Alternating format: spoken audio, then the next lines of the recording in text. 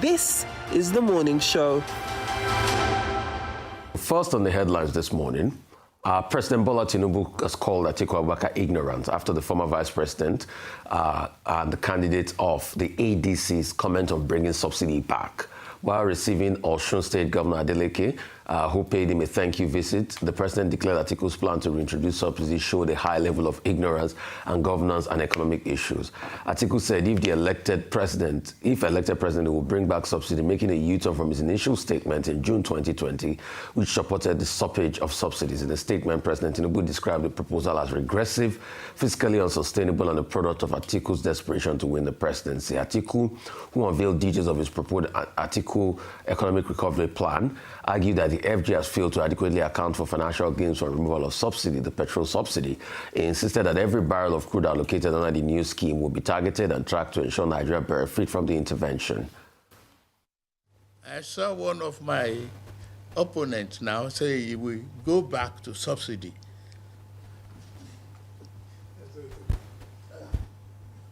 I read it. That is demonstration of a serious ignorance on governance and economy. Before I came here, 27 states are unable to pay salaries. Not to even talk of pensioners, salary of workers. In your state, I know a man that raised, whose nickname half salary. They come to the federal, cap in hand, unable to do anything. The salary you pay feeds families. They were the local governments. In other news, over 50 bodies have been buried following a boat accident in Gorau town, Goronyo local government area of Sokoto state. The boat, which was carrying farmers and workers to their rice farms, capsized at about 8:30 a.m. on Wednesday while crossing a waterway. More than 70 people were reportedly on board, including several children, most of them girls. The village head of Gorau, Malam Aliuna Batsami, said the boat, which was carrying more than 70 passengers, capsized after reaching the middle of the waterway. Nabatsami, who survived the accident, said most aboard were farmers going to farms to work and that there were also children among them, most being girls. All right, let's shift our attention to Kaduna, as the Kaduna State University chapter of the Academic Staff Union of Universities says it is ready to engage with the state government at any time to resolve lingering issues affecting the institution. Union leaders say the 2-week ultimatum issued by them was in line with a national directive, expressing hope that dialogue with the government would yield concrete solutions before the ultimatum expires. Arise News correspondent Nisi Gabriel reports. These issues have lingered for nearly a decade. The Kaduna State University chapter of Academic Staff Union of Universities says it wants solutions, not prolonged issues with government, as patients were esteemed. The dispute centers on staff welfare, lecturer departures, implementation of the 2025 federal government ASU agreement, pensions and insurance concerns. ASU Council says its intentions are not to castigate the Obasanjo administration, but to seek further intervention while acknowledging its funding efforts. We know there is this intervention of 50 million to tender to address the welfare issues of staff members. We equally commend them for that. But like we have said and we are still emphasizing, there are systemic problems. Ordinarily, if we have the autonomy the university ought to have, I believe all these problems would automatically be addressed. On staff departures from CASU, the state government dismissed claims that over 200 professors and academic staff have left the university since 2024 due to poor working conditions, stressing that it remains committed to clearing inherited salary and allowance arrears. Between January 2024 to date, only 59 academic staff have left the university. Only 59. This is an authentic figure coming out from what? the registry division of Kaduna State University. There must be teamwork. Work with governments. Try to understand what the government is passing through so that we can sit down, negotiate, and arrive at a particular consensus. For the ASU-CASU leadership, the door remains open for negotiations with the government, although the 2-week strike ultimatum remains in place. I think last year or 2 years back, we have embarked on industrial action on 10 issues we have mentioned. Out of the 10 issues, 3 were addressed. And like we've said here, we've commended them for addressing the 3 issues. Anything that will bring peace to the system, stability, that is what we want. Like we've said, even if it is 3 a.m., I will trek wherever we are to go and engage and have solutions to the problems we are at hand. Students of Kaduna State University are opposed to another strike, warning that it could disrupt the academic calendar. Analysts say that while the Obasani-led administration has several debt burdens to clear, it also has an opportunity to write its name in gold by fixing the systemic challenges it inherited. Nisi Gabriel, Arise News, Kaduna. All right, thank God it's Friday. Good to see you, Vimbai. Good to be back. We're missing Dr. Bati. We look forward to seeing him soon again. Dr. Bati, I'm missing you. Yeah. Yes. I'm blowing you a kiss. Don't blow him a kiss. All right, we have very serious matters on our hands this morning, and of course, quite a packed show. And so we're trying to get in as much information here. So, of course, the biggest story in the news this morning, maybe I should start on and offer my condolences to the government of Sokoto. Such a huge loss around the children in the boat Capsized. So before we get into the details of the other stories, just to say it's sad news to wake up to, but I also believe that there are very many learning points in this particular story. A full investigation ought to be instituted and questions asked around the use of life jackets.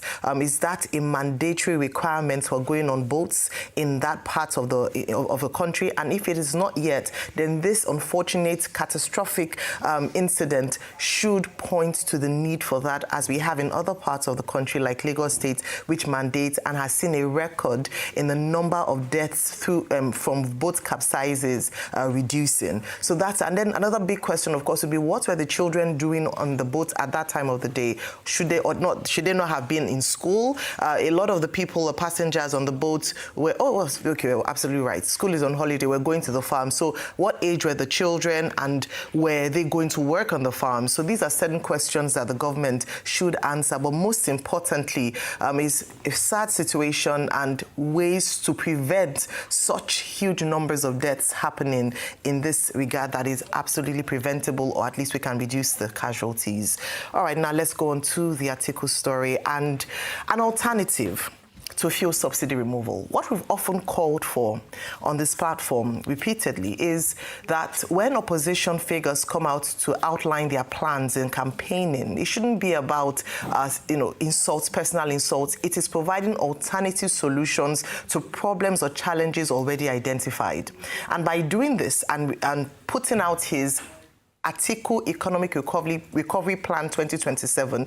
This is what the presidential candidate of the ADC has done, providing an alternative option to what has been perhaps one of the most unpopular, even though haven't judged necessary, policy directions of the Tinubu administration. And so you can understand why this would be a major talking point amongst the frontliners in the presidential elections, in fact, amongst all the candidates in the presidential elections of 2027. And so this document is definitely in the right direction when we talk about opposition politics and providing alternative solutions to challenges already established. The first thing I'd like to say is that it is important to state that Atiku himself had termed the subsidy regime fraudulent. So in the past, he had seen it as fraudulent, but there's nothing that says that having evaluated the situation, you can continue to work to find out if there's a better solution to the challenges on ground.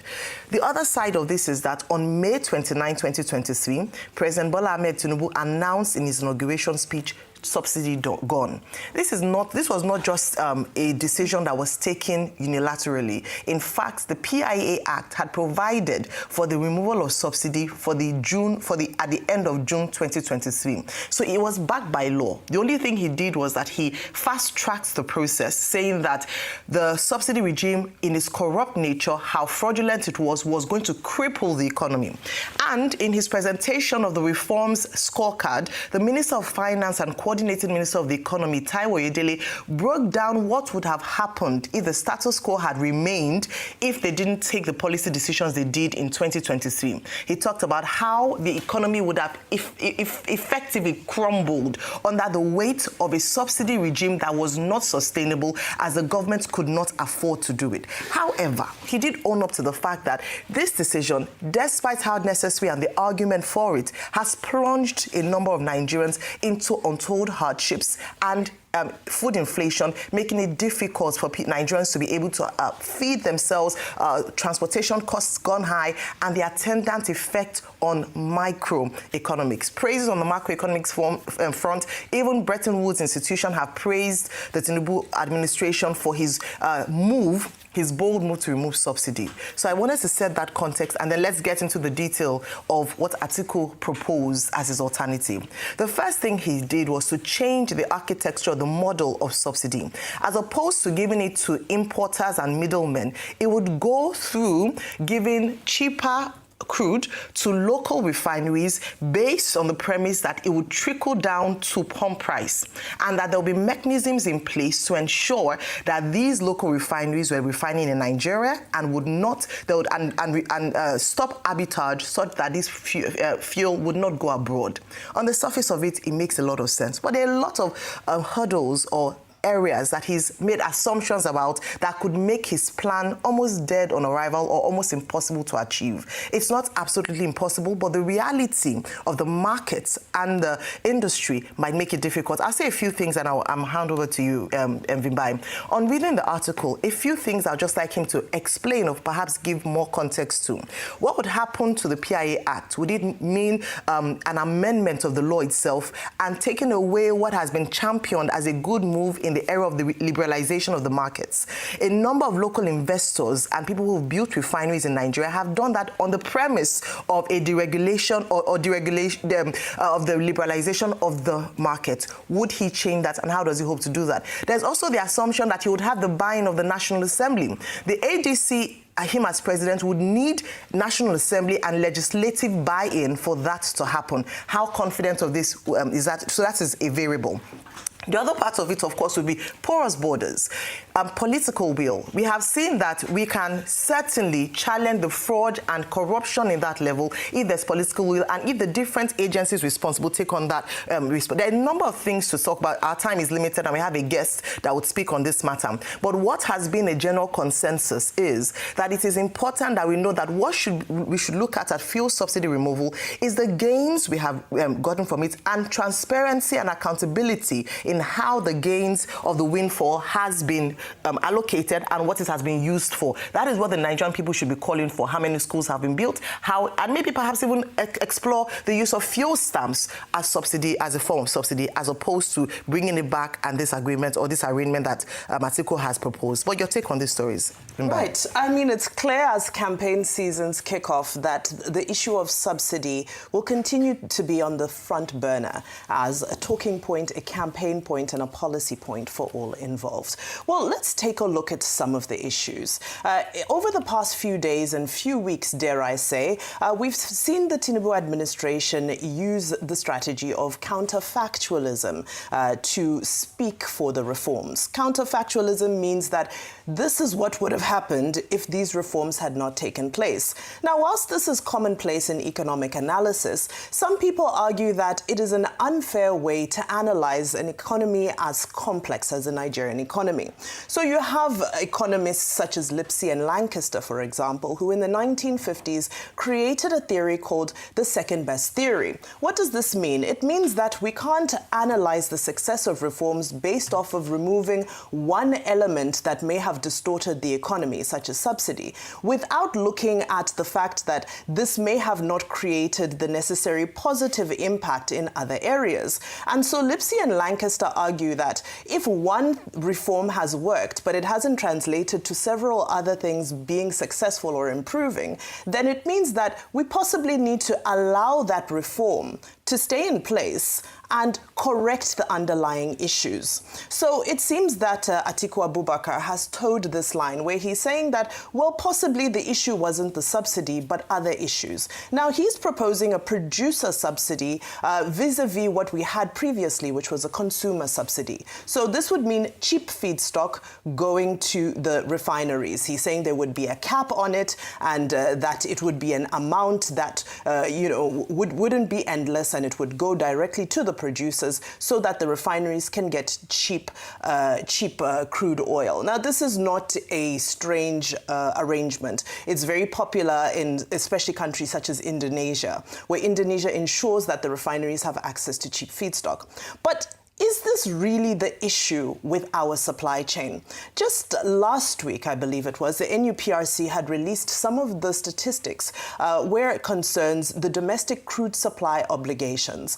And it seems that in terms of production and domestic crude supply obligations, our local producers are actually able to meet demand. But the problem is that it's not being taken up by the refineries. And a lot of the commentary around that was that the commercial terms are not favorable. So the price that the domestic producers are giving to the refineries, they say, doesn't reflect market realities because it's pegged at Platts, at Brent, and so forth. And this price usually contains all logistical costs, whereas the local refineries are having to go and pick up their own crude oil from the local producers, meaning that there's almost a double charge. So I'm giving this as an example to say possibly looking at subsidies is not the real issue because they are fundamental underlying cause.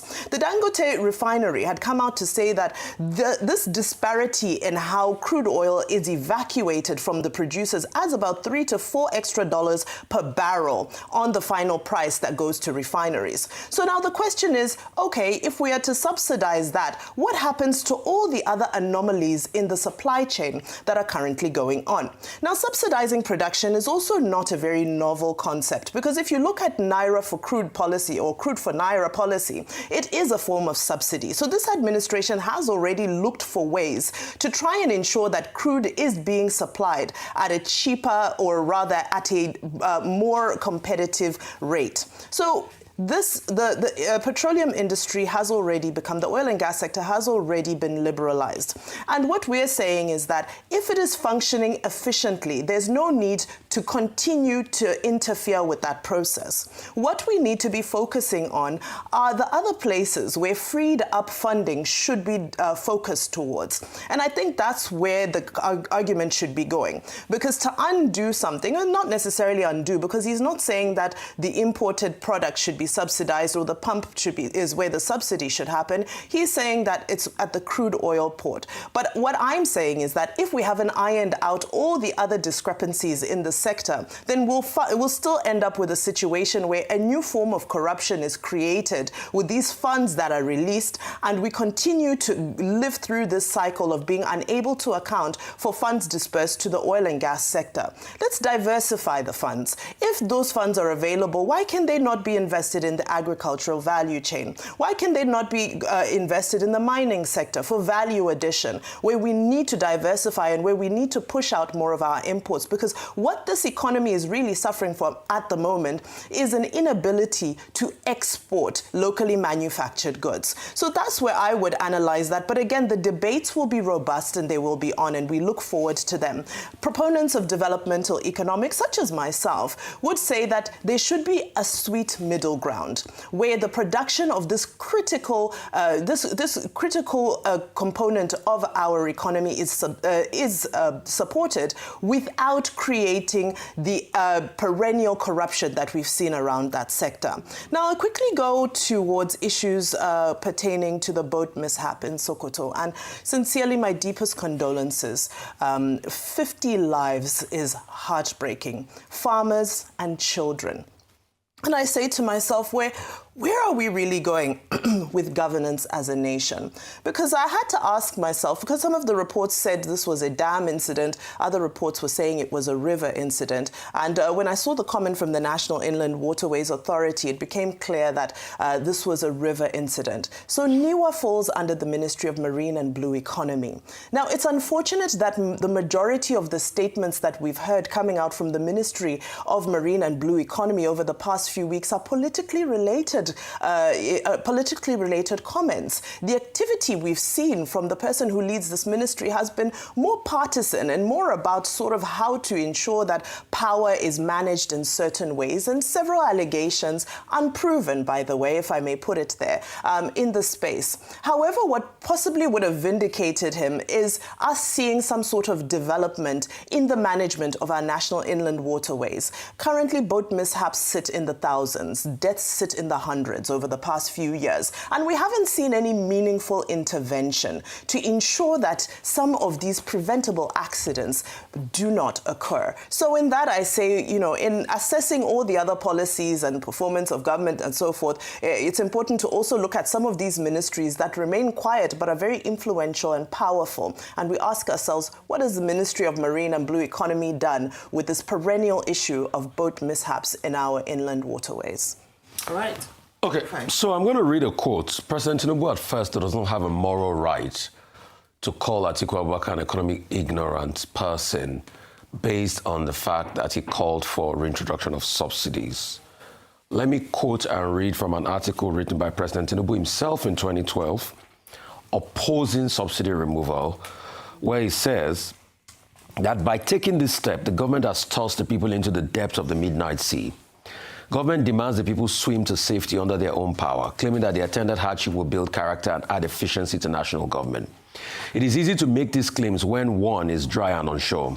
But government without us believes that every of the hardship it manufactures for the people is an enduring good thing. This is a lie. The hardship they trust on the poor often bear no other purpose than to keep them poor. I'm not calling Goodluck Jonathan perverse, but I'm saying he is a slave to a wrong-headed economics, and the people will only become a slave to greater misery. President Tinubu, many years after writing this article, went ahead to remove subsidy, and true to his words, the people become a slave to misery in Nigeria. You see, the question I will first ask all of the proponents, and Mr. Taiwo Oyedele, as the Minister of Finance, is that they should please give us an empirical, surgical calculation of the cost of loss of personal value of money that Nigeria suffered based on the inflation and the attendant economic conditions since the removal of subsidy. While they calculate the benefits, 15 trillion or 20 trillion, they say, they should also calculate the cost lost by Nigerians. I can give them some part of the calculation. If companies quoted on the stock exchange because of the devaluation they lost about 4 trillion, then they should calculate the rest of Nigerians and give us the number. But I can tell them the number is reflecting on the precipitous drop in our GDP value after the devaluation. And that's to the tunes of hundreds of billions. The second point, there is nothing Atiku Abubakar said that is new. It's not a new idea. How did we start subsidy? 73, Yom Kippur War happened. Crude oil prices, the OPEC embargo happened in 73. Crude oil prices rose from $2 per barrel to $12 per barrel. Nigeria was awash with money, but there was also a problem created. High petrol prices, because before then it was a liberalized market, high petrol prices sent inflation to the roof. At the time when Gowon paid the Udoji wage award, inflation had skyrocketed so much in the 70s. So it was a double whammy. A lot of inflation precipitated by the crude oil crisis, and also there was a lot of money in the hands of Nigeria. In fact, it was said that Yakubu Gowon said, the problem is not money, but how to spend it. That's why Obasanjo brought in 1977 a price regulation cap, where pretty much what they did then was to sell crude to refineries at a lower cost so that they will in turn subsidize for the people. That's what Atiku is just saying he wants to do now. We did that up till 1980, 82, 83, 84, 85, 86, when we now had something called the SFEM, Second-Tier Foreign Exchange Market. Remember the SAP debates and everything. When we devalued the Naira, then the government started seeing that the cost was already too much because it was double what they could manage before now. And because of that, then the government also had to jack up prices. But you see, that time coincided with the time that the refineries were already getting decrepit. The refineries were in bad shape. So because of that, the government now transited in the 90s to a model where they did a two-tier system. The first tier system was, number one, get a cartel. Obviously, their friends and cronies and the corrupt people got a cartel. They were bringing in crude. The second tier system was NNPC bringing in and offsetting the other recovery. This system now morphed into a system where it was only these other cartels that were bringing in, lots of people benefited. We know how the days of how people used to bring in water and they would say they brought in crude oil and everything and all of that. And then the next model, we now had to set up the Ike Mokwede committee and said, no, enough of all of this corruption. And when we set up that committee cleaned it up and they said NNPC should be sole importer. But NNPC too has shown great levels of corruption in not declaring what is really happening in the ecosystem. NNPC has not solved the problem. And because of that, the costs have increased. We talk about arbitrage. We said subsidy was going to cure arbitrage. No, it didn't. Removal of subsidy it didn't cure arbitrage. You are still selling crude oil, petrol 1,200 a year. In Benin is about 2,000. All right? Mm-hmm. People are still taking the fuel out. There's still a lot of arbitrage. Go to the Payo, or what do they call them in Benin Republic? It's still Nigerian fuel they sell. Those are sold for by the roadside.